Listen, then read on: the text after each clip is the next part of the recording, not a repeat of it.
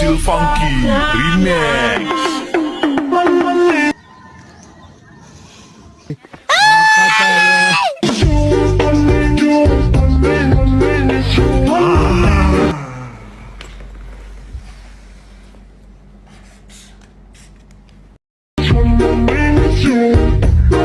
Ito ang tinatawag na snake dragon, kung saan ang isang paa niya ay isa lang ang nakatukod at nakagagat ang kanyang mga. Ito naman ang wind of eagle. Tigil yan. Yan, eagle, yan. Yan, tinuturo sa atin ni Kapitan D. Ito ng hammer punch.